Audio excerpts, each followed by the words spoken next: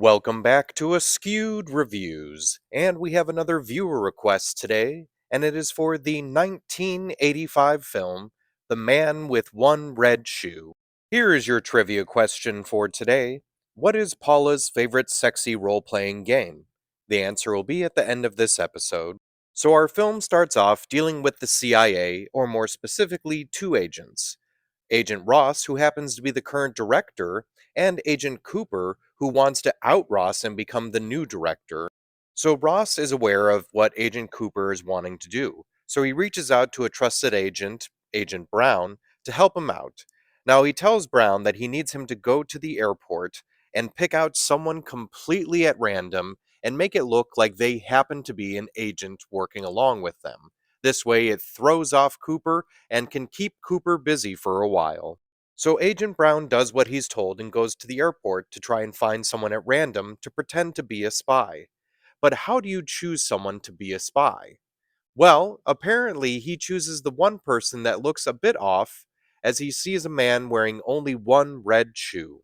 So Agent Brown has a brief interaction with this gentleman, making sure that now all the other agents that work for Cooper recognize that there's some connection there. So the man that he has chosen is just an average everyday gentleman named Richard, who just so happens to be a musical prodigy and is part of a symphony orchestra where he plays violin. Also part of that same orchestra are two of Richard's best friends, Morris and Paula, although unbeknownst to Morris, Paula is in fact having an affair with Richard. So now that Cooper and his agents have fallen for the bait, they want to find out more about this supposed super spy, Richard. So they decide to send in one of their best agents, Maddie, to get close to him. Unfortunately for Cooper, though, Maddie might get a little too close with Richard.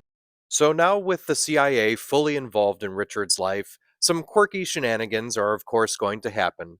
But will Richard ever actually even know? This movie was directed by Stan Dragoti. The movie is actually based off of a French film from 1972 called The Tall Blonde Man with One Black Shoe. The character in that film is named Francois, but the actor who played him was Pierre Richard, and that's why the character in this film is called Richard. There is actually also a sequel to that film called The Return of the Tall Blonde Man with One Black Shoe. Tom Hanks does not actually consider this movie to be very good. He felt that it did not have a clear focus to it. In fact, he's even stated that this is the one movie of his filmography he would have no issue erasing. Here's something interesting you may not know. Tom Hanks does in fact know how to play the violin, so that actually is him doing so in the film. Something that is equally fascinating, Laurie Singer, who plays Maddie, was actually a musical child prodigy with the cello. Tom Hanks and Carrie Fisher's characters would have an affair in this film, but only a few years later they would play a married couple in the movie The Burbs. Did you happen to know that Jim Belushi's line of, "Oh, come on," is actually used from this film as a soundbite in a video game from 1994? Specifically, the baseball game Ken Griffey Jr. Presents Major League Baseball. David Ogden Stiers, who plays the conductor in this film, has actually worked as a guest conductor for real symphony orchestras. The relationship that Charles Durning and Dabney Coleman's agents are supposed to have was loosely based off of the Spy vs. Spy comic strips. The opening scene at the boat dock is supposed to take place in Morocco, but was actually filmed in Los Angeles.